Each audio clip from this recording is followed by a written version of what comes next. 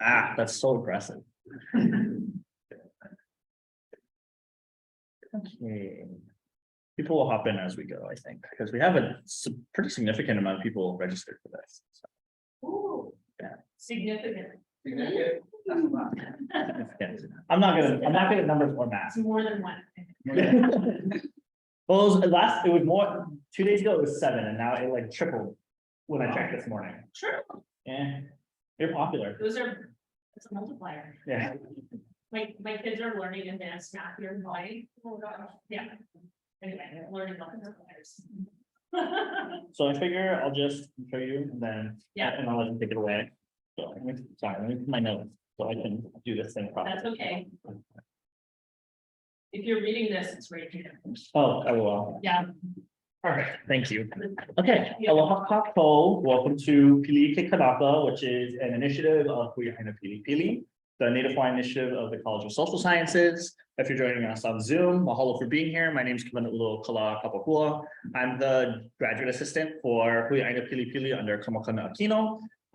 Pili Ike Kanaka is our Indigenous social science speaker series. Every month we try to have a few guest speakers from various places around the world, whether they're Indigenous to Hawaii or elsewhere, whether they're scholars in academia or community leaders, talk with students and really talk about the work that they do, their role in their community, and ways that students or up-and-coming community members can make change in the world around them and benefit their communities.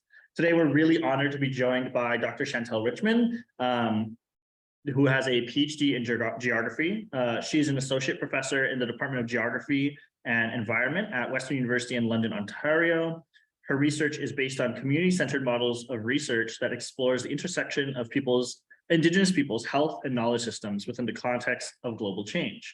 Currently, she holds a Fulbright Canada Research Chair in Social Sciences at the University of Hawaii at Manoa. And we're really honored to have her today. It's very rare that we get the opportunity to really hear from the Fulbright scholars who are here at Manoa and get some really great insight into academia from other Native and Indigenous scholars who are going through very similar struggles as many of our students and finding their place in academia. And so we're very excited to be joined by her today. And so I'm going to hand it over to her and mahalo everyone who is attending. Hey. And we pledge, mahalo.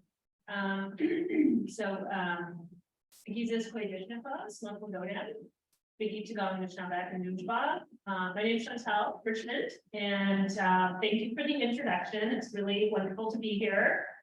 As I sit here, I'm very appreciative of the opportunity to be in this place and want to especially thank all of the Native Hawaiian people who take such good care of this.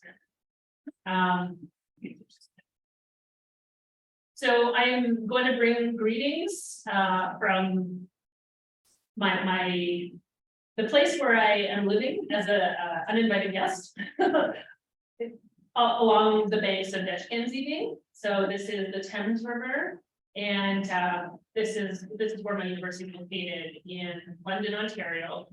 This is the Thames River where I spend a lot of time running because that is the way I get out of all of the messiness of life and I'd say refill my cup. And so just want to recognize that the Deshkanzibi and London, Ontario is the traditional territory of the Haudenosaunee, the Anishinaabe, the Lenni Lenape people. And I'm very thankful and grateful to be living in that place and raising my family. Okay, so I would say, I should say it. Many Indigenous people choose to talk about the places that they come from before all else. And so I wanted to recognize this place, recognize the place where I've been, but this is the place this is the place I'm made of. So this is Biktigon Anishinaabe. This is translates into the place of the muddy waters. It is the place where the Pick River, or the Dictic, empties into Lake Superior. It's located about halfway between Thunder Bay and Sault Ste. Marie on the northern shores of Lake Superior. You can't really tell from this photo, but this is actually So, okay, so this is a really important gathering place, like long before settlers arrived in this place, because they discovered it as a shortcut, right, to the Arctic, of course. Our people were using that same shortcut to, you know, hunt for moose, to fish, practice our ceremonial obligations, and also to maintain relationships with our neighbors and our friends and our relatives who live up the river. So our traditional territory spans about 100 kilometers north of where the river meets Lake Superior. And similarly, about 80 kilometers on the other side. I realize I'm talking in kilometers, but that's what we do over there.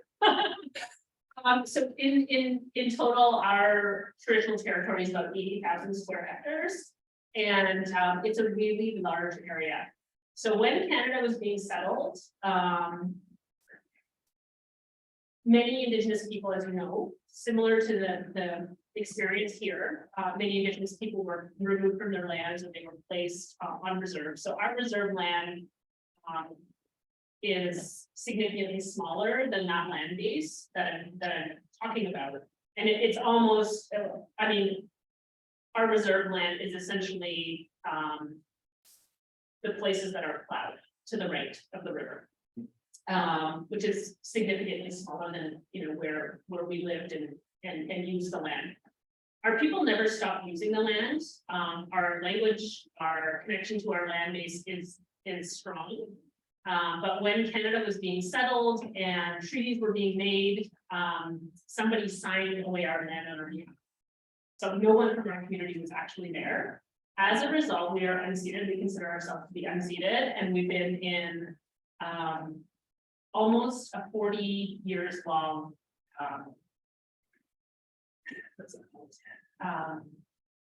land claim dispute with the federal government. So you can change this thing. So I'm here today because of these women, and because they protected our knowledges, they protected their children, and they did all the things that they could do because they knew I was coming, which is like pretty special, right? So, you know, they endured things that we read about in books. The colonial violence that they endured continues for many of us, but it looks different. We experience racism in the grocery store. We see tourists buying up and they're like over the spot, another giant lot on Maui. So I'm not going to rant about that, but what I do want to say is that we have to continue to keep doing the hard work that we do because we love the people who are coming, right? You can choose this thing.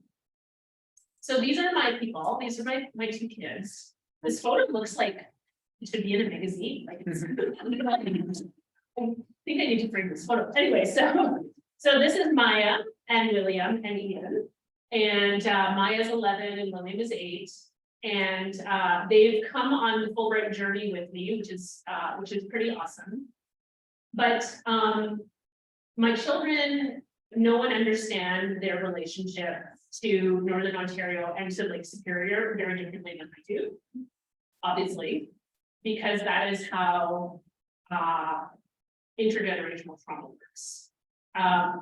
We're not caught in the trauma. I think what we do is we choose to define and understand our relationships in different ways and in new ways and in healing ways. And so I don't look at them and think, oh, you know, with sadness, I look at them and think of inspiration and beauty and the possibilities. So I titled this slide something about still journeying. So I've been a professor at the University of Western Ontario since 2007, which if you do the math, that's like a while now. And I think that you can join me here if you want, or there. Oh, just come on in, it's okay. You know, the big purpose of this talk is for me to tell you all that the learning never stops. But there are some things that we know to be true. And those are the principles that bring us into our families, into our communities, and into our ways of knowing that never change. Sometimes we don't know them as well as we should. And I think our pathways help strengthen those. But the learning does continue. So there are some things I do know, right? And that is that Minogimanswin is a way of knowing for me. Anishinaabe principle, it's about a relationship with land, a relationship with how to know to live your life. And it's really about recognizing that we are all connected, right? So it's seen everyone and everything is connected, and that recognizing that the balance of everybody in this system is actually what maintains it. Okay, so this means that not only are we all connected, but also that we all have gifts, right? You may not know your gift yet, but you all have special gifts, and we all have purposes, but they're not all the same purpose. So it's not useful to say, oh, I'm so envious of your political science, critical thinking. Don't be, it's a trap. Because, maybe you're actually, you're a really good cook, or you're actually gonna be a midwife, or you're gonna, so it takes many people with many gifts and knowledges for connected communities. Next one. And so when we think about what it means to be well in Anishinaabe ways of knowing, it means that it actually is a responsibility that is shared by the whole community. So, we're sharing that with our wider ecologies and our communities, and we all have distinct roles and rights and responsibilities. And that means we're unique. We're unique but related, and we don't all have to be the same. And that's actually the special thing that makes the whole system work, right? And this is a really central philosophy to our creation stories, to many of our, our ceremonies that happen seasonally, and so on. It's feasting, recognizing those special gifts that we have, and being so grateful for them. Okay, so the way that I know that I come to know and I continue to know my role here, I say here, UH Manoa, at my university, at home, as a mother, as a runner, as a whatever, is a lens that is fully mine.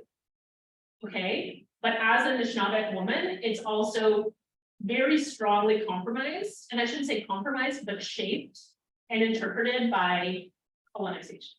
And this is something that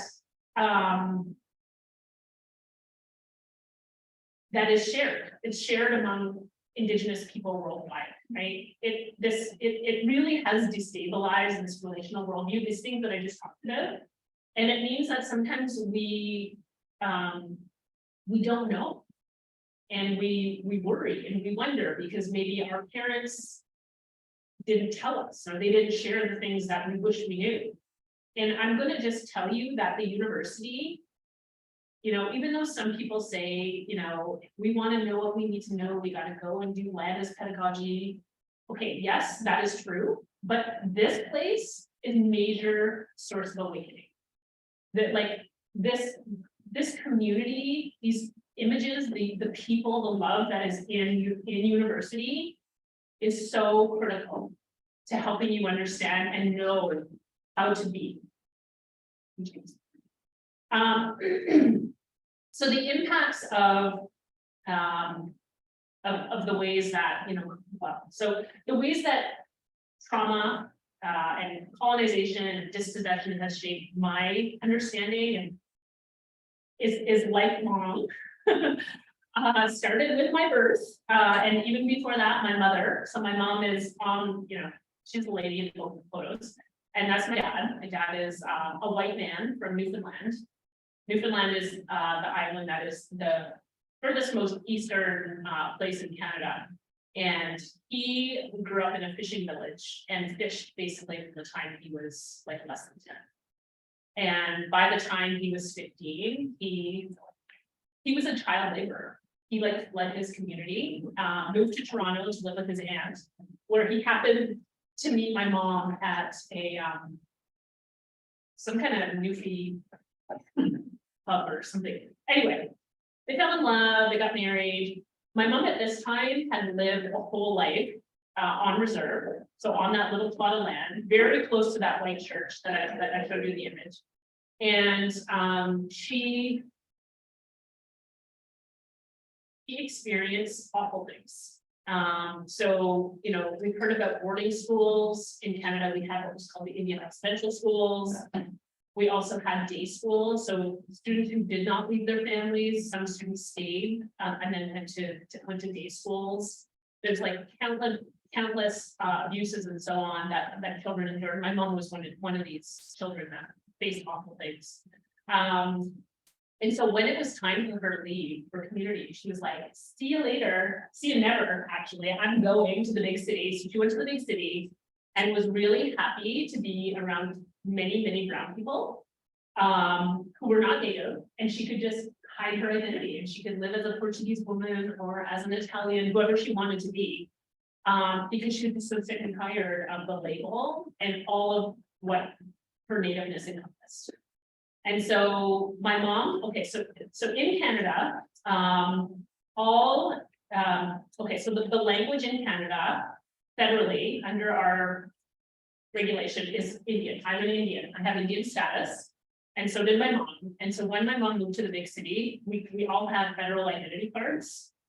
She lost her card, and she was like, "Whoop," you know, like, I'm free. Like, she just, not knowing that not only did she, like, you know, she lost a little paper, but when she married my dad, she actually, you know, she actually legally lost her Indian status because the way that the gendered impact of the Indian Act at that time played out. All Native women who married white men lost their status. So when my mom decided that she was ready to go back to Northern Ontario, she's really homesick, missed her people and missed the trees and all that stuff. Her community said, we're really sorry, but there's no place for you. And these were her family members, these were her cousins, these were her siblings. They really didn't like my dad. That is very obvious today.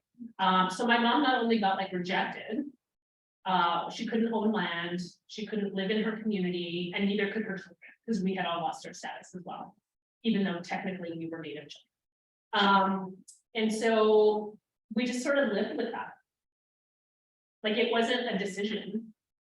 It was just like, that's it. So we lived in a little town called Marathon, Ontario, which is where I was raised until I was 19 and left for university. And my parents, in spite of all of that, you know, exclusion, like, led us through a great life. Like, I have really beautiful memories with my family. Like, I can't even imagine like what that was like for them to kind of like have to like put their feelings aside in order for us to like be with our family and go to community events, because we were allowed to be on reserve, anyone can. But there's all of this other stuff, right? And so they did it because they loved us, and we always knew it was there. But we just kind of accepted it, I guess. And I can say without a doubt that it wasn't until probably I was in my 20s that I realized, like, I'm freaking so traumatized by this. Like, anytime I write about now that I write about connection to land, about what it means to be a Native woman, this is the story that I have to tell, because it's such a part of that. You can change this. So I did well in my high school. So despite the fact that we were, kind of like the only brown kids really in Marathon, there were some other Native kids who also experienced the experience, but we were largely living with, non-Indigenous families. And to be honest, I think I fared the best because I was like the whitest, and people kind of maybe accepted me more. And I know that's a terrible thing to say, but it's like this white passing, which has become very brown since I've been here. It led to more acceptance. I was also really good at sports. So I excelled in lots of sports teams. And so I don't know, I kind of think about like, how the heck did I get through I think my parents were very committed to our education, to like always having like good food and letting us, I shouldn't say letting, but supporting us in all of the things we wanted to do. And so that meant when I finished high school, I had really good grades and I could go to any university I wanted to. And so I chose to go to McMaster, which is a university in southwestern Ontario. It's funny to think about geography in this place because everything is really close. But for me, that was like 1,200 kilometers. I don't even know what that is in miles, but like 900, 800 miles. It was a plane ride. So anytime I wanted to come home, it was like I had to book a plane ride or sit on like a Greyhound for like 2 days, which was terrible. And there'd be people eating small things that you can't get away from. But anyway, so I found my way into a geography degree and I failed courses. So I was like doing great, got to geography, living far away, living in a residence that was the same size as my high school. And the transition was enormous. I was just like, whoa. There were pockets like this, Native student organizations, where I got a lot of support. But I would say that I didn't actually find my place in geography until my third year. So I don't know where all of you are at, but if you're still finding your way, it's okay. I want to tell you that. Eventually, they do build these academic programs with thought. There's like a whole planning process. It's very rigorous. They put courses together in ways that actually are supposed to contribute. And they do make sense. It just sometimes it doesn't happen right away. Chance. So I finished my undergrad degree and it was maybe my I'm skipping over a lot here, but I was entering into my fourth year, and this is the time when you're supposed to know, like, am I going to go become a teacher? Am I going to go to law school? What am I going to be, right? And I had no plan. I was doing an undergrad thesis at the time, and sort of fell into this data. The one thing that I did do during my third year that I would highly recommend to all of you if you have an opportunity is to do an internship. So I did an internship at what's called Environment Canada. This is like our federal department is responsible for lands and environments and climate change now it's called. So I moved to Ottawa and had this great experience. But in that experience, I started learning about Indigenous experiences of environmental contamination. And so much of what I knew and had experienced growing up, even though I did not grow up on reserve, came into my knowing, right? And remembering. And so our community, Bigtagong, the place where I grew up, they're located 40 kilometers downstream from Canada's largest gold deposit. So these huge gold mines. Late one night, one of the tailings lines, which is like as big as these desks together, opened, and untreated tailings went directly into the Black River, which is a tribute of the Pick River, which was the drinking water at that time. And so that was like a disaster. So not only did the water get contaminated, but any animals, fish, people just didn't know. They couldn't see the contaminants in the water, but they knew they were there. And so, I grew up knowing this.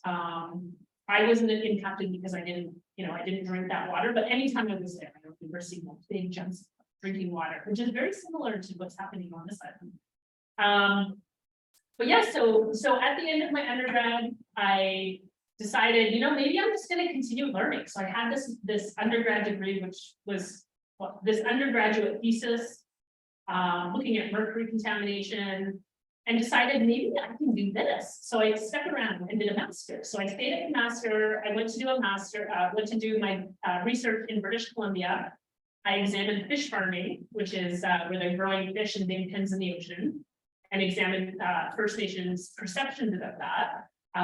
This time with a community that wasn't my own. So I went out to Nangi's First Nation and worked with the Kwakwakiwa people there. And that was very interesting. But the more experiences I had, the more I realized that I actually knew something about the work I was doing. You can change this.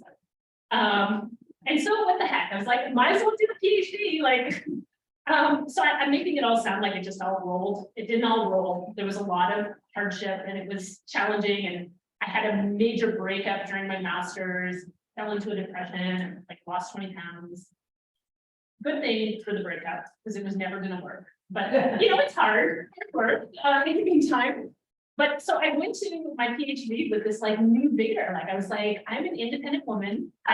I left, I finally left McMaster, which is in Hamilton, Ontario. And I actually left Ontario altogether and went to Quebec and went to McGill, which is a very international school. There's a lot of Americans and other students. And these were, I think this is like maybe our second year class. But McGill was fun, you can take a slide. I do remember the first day that I got to McGill and I went to pick up my student card and it said PhD student on it. And I just started laughing.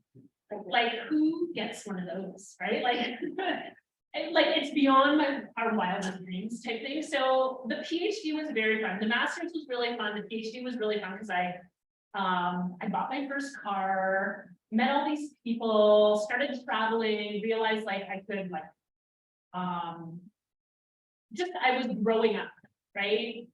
So I think this is part of what grad school showed me was like, you can actually learn things, but you're actually becoming an adult because by the time you finish a PhD, if all goes well, you're almost 30.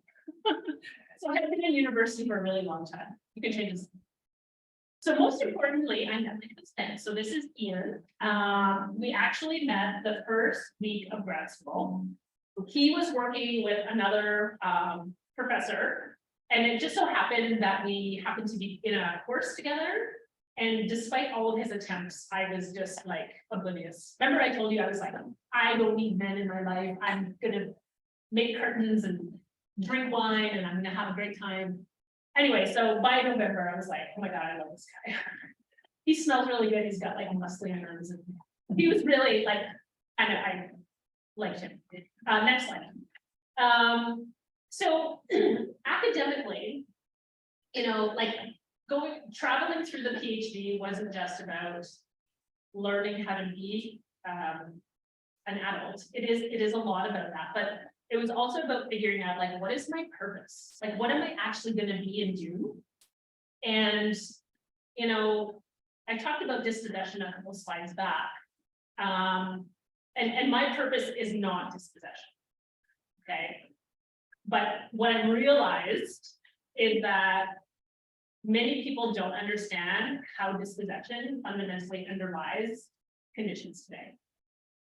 Ongoing land loss, environmental racism, experiences in healthcare, purchase of land by people who shouldn't be purchasing that land. This all contributes to changing way of life and poor health by Indigenous people. And this is I think a trauma, major trauma. But people don't understand how what happened in 1600 actually impacts us today. It continues to impact, but it just looks a bit different, right? It's more subtle. We're just kind of supposed to accept it, like, you know, like my mom, like, oh, okay, I won't live on reserve anymore. Says who, right? Like, why are we just accepting this? You can figure something. So what I came to understand after people helped me understand this was that I was actually creating this new field of geography. And that is geographies of Indigenous health and wellness. And so in this work, what we're doing is we're answering this question. So how is health, wellness, healing of Indigenous people supported by their connections to and with their environments? Okay, so that's a big question. I definitely do focus quite a lot on dispossession because I think we need to understand it's continual, it hasn't ended, and we need to keep calling it what it is. But as we're moving through the trauma and connecting in new ways for healing, we need to do Indigenous-led work. Indigenous peoples, Indigenous knowledge, our sovereignty needs to prioritize what needs to be prioritized, okay? So we need to engage Indigenous people throughout the research, and researchers should always support communities in meeting community goals. You can't do research because you're curious. I think, okay, so let me just rephrase. I don't think it's ethical to just do research because you're curious, especially with Indigenous people or on Indigenous topics. We need to be doing research that is actually useful, right? And so a lot of previous scholars have become experts on Native topics, and they don't even know Native languages. They don't know our families, they don't know our communities, but still they publish, they get PhDs, they write books, and they really don't know, right? And so research should always support communities, and it should be led by Indigenous. You can choose. So I'm just going to talk really quickly about 3 sorts of things that I've done since I've become independent. The first major project I did was we produced a documentary with elders in our community. And so once I got the PhD, my community was like, let's do some work, right? And so they're immediately calling me and said, okay, listen, we really want, well, the old people said, we really want to become movie stars. How can you help us do that? And so they didn't really want to become movie stars, but they were like, this is a method that we would love to do. And so I was like, I know nothing about movies, except the ones I really like.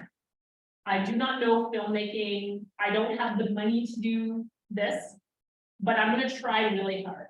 And so I said, what are the questions we're interested in? What are we going to do, right? And so they said, well, we really want to get our young people doing research with us.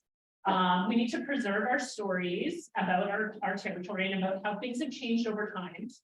Because as old people, our elders, as they pass on, they take that knowledge with them. So how do we find a way to preserve it? So what we did was we built this big project for 2 communities, including my own. So Beekdagong and then Batchewana First Nation of Ojibways, which is about 4 hours across the lake or down the lake. What we did was we hired young people in both of those communities and trained them to interview their elders. So they spent the summer doing it. So we flew everyone to London, Ontario, which is where I was located, with my 2-month-old baby at the time. Like, yeah, I had a 2-month-old at the time. So they came over to London. We did this big, kind of very much like this. We all sat in a room together. And we we're like, okay, who are the elders that we're going to target in Beekdagong? Who are the elders in Batchewana? What are the questions we're going to ask? What does this look like? We had brought a film crew, so we had film study students, and we had a filmmaker, James Fortier, whose name isn't on here. And what we did was we just built a schedule. So we said, okay, we know, we're going to have. So we continued with our summer school, and we filmed the young people arriving, which it was very funny actually, because some of these students had never been on an airplane.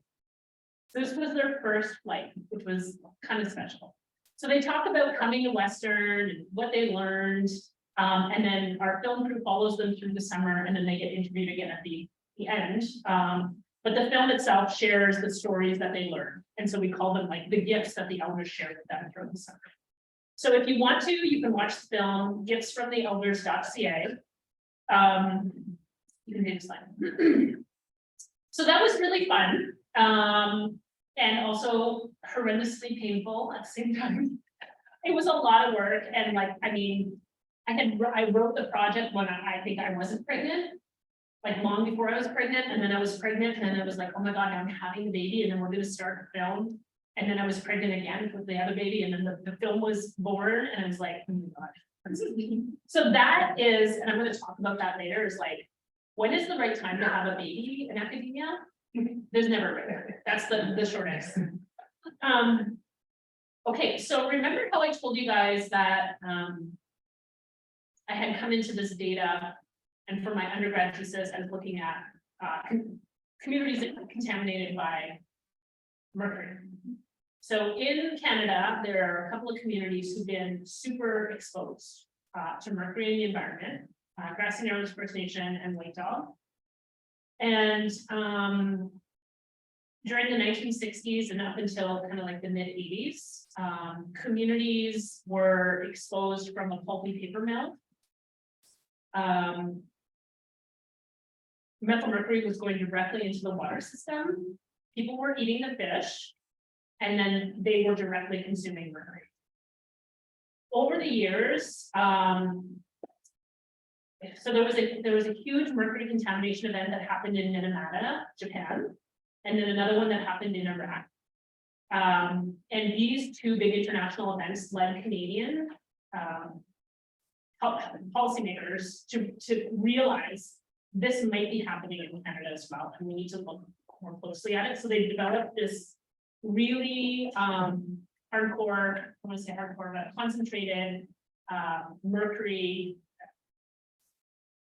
surveillance project where they were targeting First Nation communities where they suspected this might be happening. And this, it was true. There were members in Grassy Narrows who were suffering, and very spatially and temporally, right? So over time and by place, the levels would change. So people were eating more fish in the summertime. In the fall, they would have really high levels of mercury in their hair and blood samples. And so the main thing that the community did, or the federal policymakers did, was say, like, stop eating mercury, stop eating fish, because that's the main conduit. And once you tell people to stop eating fish, it's like, stop being yourself. And so it caused major problems. The collapse of the fishery wasn't just traditional food, but it was a sort of economy, social, cultural, language, like, and the community really suffered. Grassy Narrows and Wabasama suffered very, very heavily.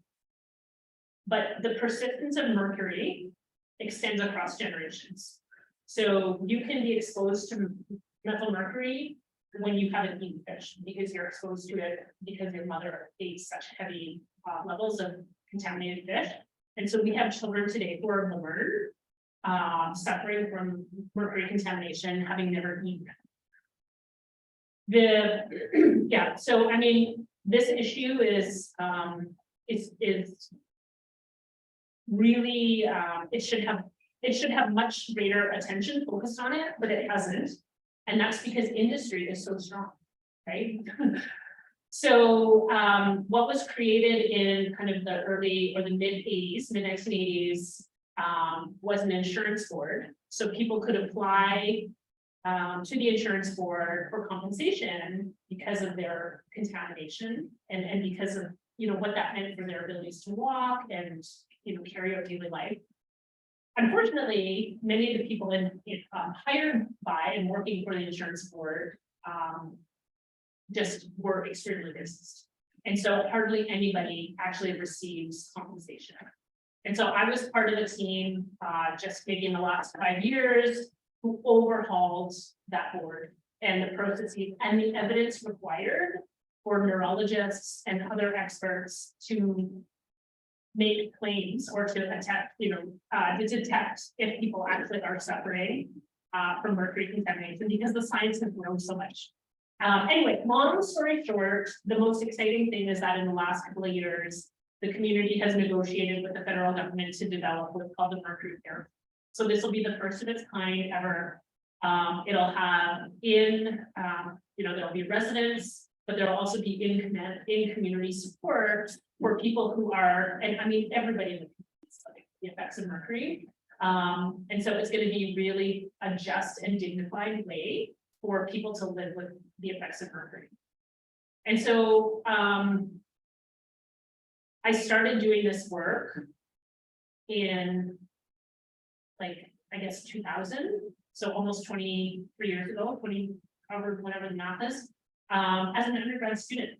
I came into this data, and I never imagined that as, you know, as a professor many years later, that I would be doing this work, and I continue to do it. And so that's like one of the greatest, one of the things I'm most proud of. Okay, so many of you probably wonder, why is she here in Hawaii? I'm not just here for the weather.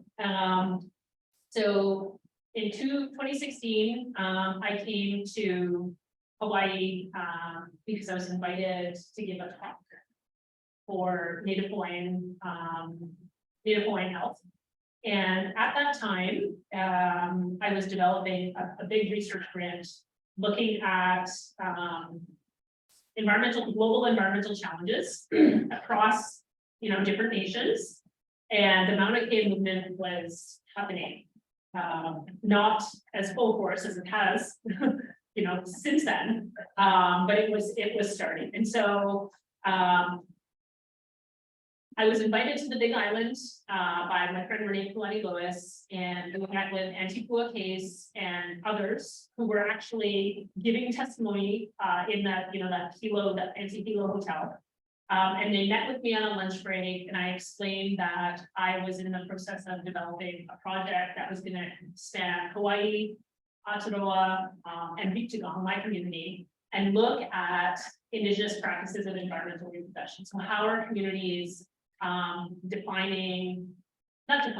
how are they interacting with and using strategies to protect land and express their Indigenous rights to those lands? And did they want to be a part of the project? And they said yes, which was incredible. And so 5 years later, we have just submitted a book. So our book got submitted on December 9th, and it's called Because This Land Is Who We Are. And it's in review, and I'm very hopeful that we get some feedback soon. But so I came to UH for my Fulbright intentionally so that I can continue working on this. And so I got to go to the Big Island. I've been to the Big Island now twice since I've been here, which has been wonderful, but we got to actually share the manuscript with our partners 2 weeks ago in Waimea, and that was awesome. You can change your slide. Okay, so I don't want to take up the time because I really love to hear your questions. But I just put these together because I think they're important. Go ahead. Okay, I know this is so cliche, you've probably seen this like 400,000 times, but I think that you actually just have to embrace the journey. And so sometimes success actually is painful, but you can't see it, like the breakup. The breakup during my master's, man, that was horrible. But in the end, thank God, and so that was a downward loop. But in the end, it prepared me for something better. Okay. And so when you're in your downward loops, just know it's because you're not ready yet. Okay. Okay. So being in this place, being far away from our friends and family, having to make decisions that take us places where we've never been before, maybe our relatives have never been before, can feel really, and it can feel really selfish, and it can feel really alone, but that's okay. So it is a lot of sacrifice, and you might just feel like, I don't know if I chose this. I think it's a finishing this with a bunch of books. But I think, it's okay for moments to just do that. And nobody thinks it's selfish.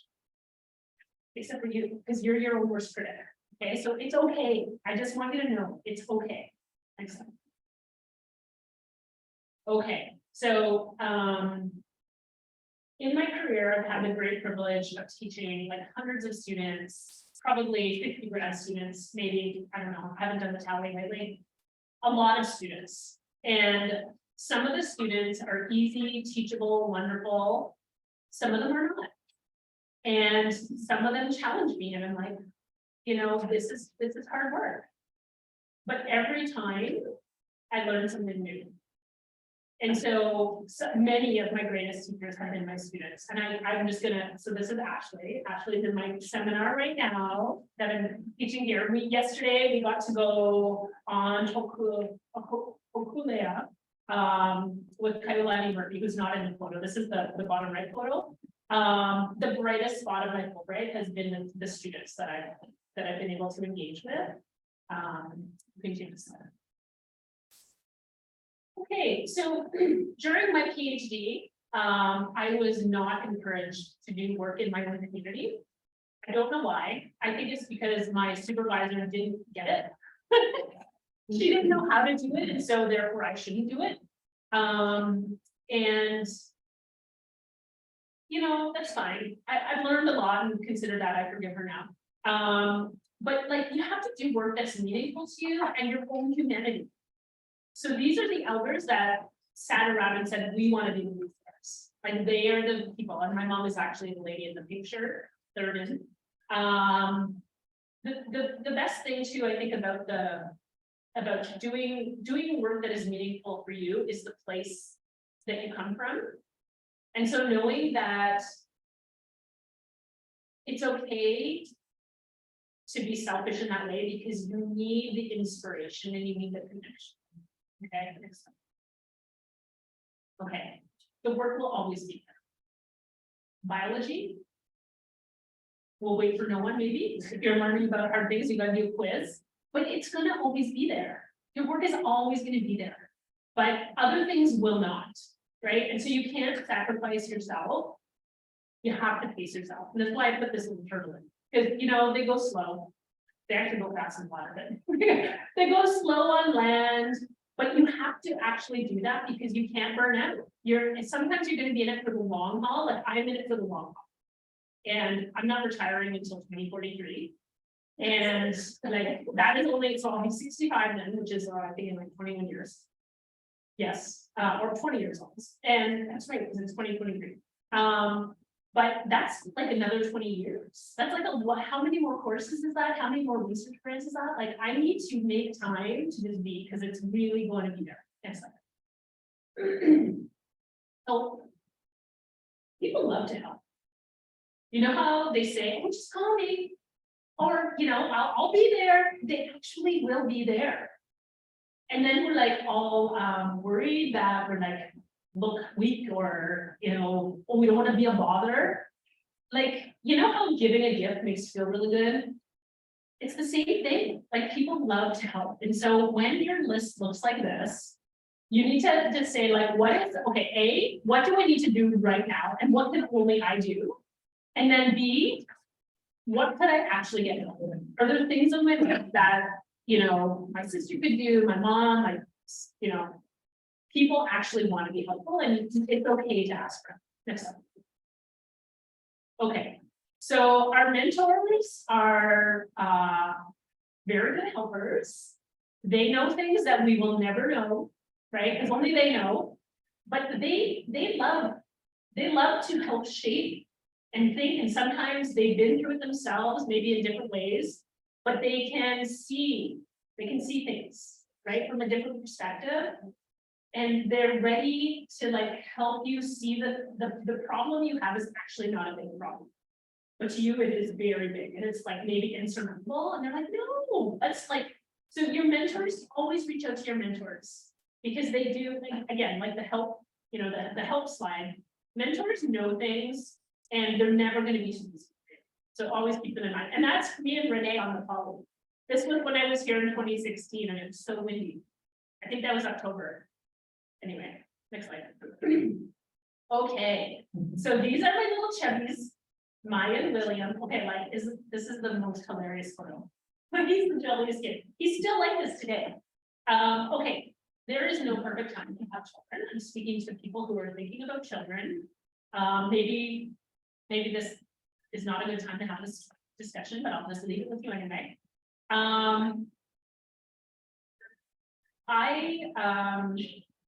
I decided to have children. I did not have a strong urge for children. I didn't even like other people's babies because like they're noisy and smelly. But once you have children, you're like, oh my God, they're so special.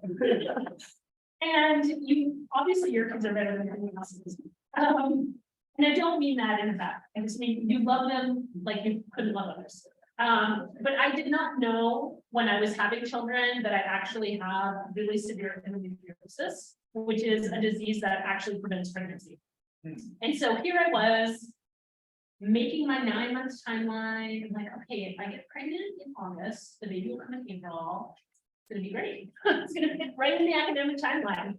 But I didn't know that I had this, this condition. So in the end, my children are complete miracles.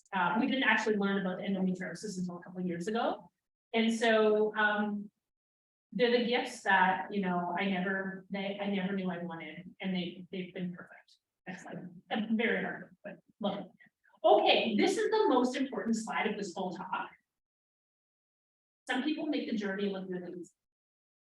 Don't be fooled. Okay, don't even be fooled. People are like doing things, they make on their Instagram and their social media. They only present what looks good and what feels good, but it's not reality. Okay, and I think it's really good for us to have these open spaces where we can discuss how hard it actually is. Because when we don't, we put these extra challenges and limitations on ourselves, which is just not fair. So I think, discussing the things that are really hard and the failures, like I openly admit, I failed calculus, almost failed it twice, almost failed economics, almost failed spatial statistics, and whatever else that course was referencing. I'm trying to block it all out. I did not get it. And it was actually not the time for me. And I fully admit and I'm open about that. I'm really good at other things. I just wasn't very good. But partly I just really wasn't ready for them as well. Next time. Okay, it takes a village. All of the, I am very open about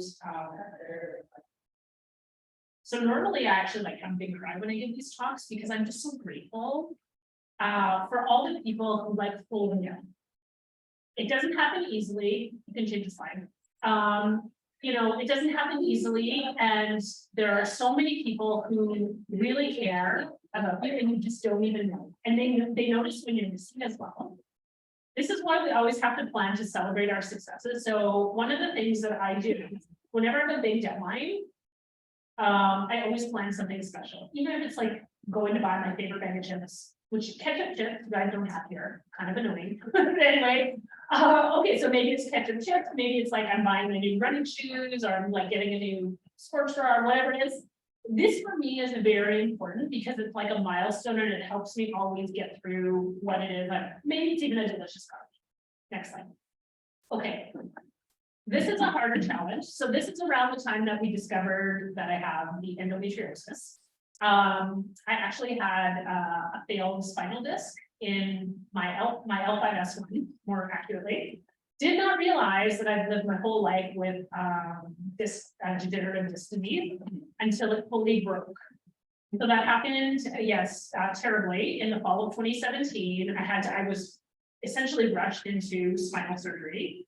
And as I was, so I wasn't in the surgery yet. I was waiting to meet the spinal surgeon. And I was getting so irritated because it was taking so long. And I knew things weren't right because I had a paralysis really in my calf and I couldn't lift my toes and my right leg. And I had been through all of this. The symptoms were very clear. Let's just say that. But I'm sitting in the clinic and waiting for the surgeon to come. I'm working away on my laptop, and yeah, and then he breaks the news. It's like, yeah, we're gonna look at your MRI, and oh yes, it's repeatedly, been the disc has been pinched or whatever more than once. So we need to do surgery right away. And here I am. So maybe I think this was October, and I'm thinking in Canada, there's such a backlog of surgical wait times. I was thinking, oh, so when are we gonna do this? April, he's like Friday, this Friday, and maybe it was Tuesday or Wednesday, and I was like Friday. Oh, I'm gonna have to check my schedule. This is how busy my schedule was. This is how such a workaholic I had become, and how I was actually denying my own pain I've lived with my whole life, because I just had things to do. I was like, I gotta go give a presentation. I'm supposed to be on a call right now, and everyone around me is like, you're cool. We got it. Just you go do what you gotta do. And so, yeah, so I I didn't decide right away to get the surgery. I went home and talked to Ian, and then he's like, of course you should get it. So yeah, so I got the surgery, and everything is really good now. I've had a really good healing. I'm running again and doing all sorts of wonderful things, but that was a moment, right? And so we have these moments in our lives. They don't just happen out of the blue. You need to pay attention and ask yourself, why is this happening? Okay, I'm just gonna, I know I'm over time now. Just take your battles wisely. Be quiet or be loud, but know there'll be repercussions. And you might not have time for them. So just know which ones are worth it. Next slide. Okay, I'm gonna just carry on. Go on, next slide. Okay, this one is important. Your family, you know, this relates back to the girl sitting on the books. They're waiting for you. And no one is like, oh, that Chantelle, she's so selfish. They're like, oh my God, she's doing things no one in her family has ever done before. Yes, you know, and she is got this family and she's doing great things. Like your family and your people really love you. People are not thinking bad things. They're actually cheering you on. Next. And you're inspiring a whole bunch of people coming behind you. So, you know, I talked about my grandmother. I talked about my young kids. These kids will remember what I did, and I'm hoping they're going to pay it forward and continue to do those things. Honest. Okay, yeah. So above all, this is my very last slide. You really have to love yourself. The journey we're in, whatever journey it is only your journey. Only you know what you need. What's ketchup chips, new bra, take a day off. Like nobody's reading your mind. Nobody knows what you need to be happy except for you. And so you need to do it for you. Okay, promise me. Okay, so I was obviously I'm very ashamed about the back surgery thing and not knowing. Until I saw the evidence on the MRI, I was like, okay, yeah, you're right. That is very not going back. This material is not going back into this. We need to let's do that. But in the time since, I found so many wonderful communities through running. And one of them is Native Women Running. If anybody else is a runner out there, Native Women Running is on, you can change the slide now because I got my, okay, just switch the slide, I'm not. My Instagram and my Twitter are there, Jesus Way. You could happily follow that if you like. I really love to connect with people and share as much as I can. I'm actually kind of bad on my Twitter, so but yeah, I guess the one thing I'll just leave with you all is that, you know, I'm happy to hear from you. I know that we're 3 minutes from closing time, but I am here until the end of April. I really love mentoring students. I love hearing about what you're all doing. I'm still learning, as I said, but I'm really happy to share what I've learned along the way. And if that is helpful to you, then that would be great. So thank you very much for the intro and the invitation. Thank you to Kanaka. Thank you to Fulbright for sponsoring me to come on this wonderful visit. And I think that's it. Mahalo. Big watch. Mahalo, nui loa, and mahalo to everyone who joined on Zoom. I wish we had time for questions, but we're going to wrap up. But I definitely encourage people to reach out to Dr. Richmond if you guys have any questions or anything like that. I think that what you were saying about trying to do work in your community and figuring out how to do that is really important, especially here, given how often people in Hawaii are encouraged to go elsewhere and leave and possibly never come back because of the cost of living. And so I think that's, if anyone is struggling with that and figuring that out, definitely they should reach out to you and pick your brain on that. For anyone who wants to refer back to this video will be available on ʻāina Pilipili's YouTube channel. If anyone's interested, and mahalo once again to Dr. Richmond for sharing your mana'o with us and your ike. Mahalo nui. So I apologize, and we had to cut it off for the, just cut this one off and we can talk here. Okay. If you have a little time. And I would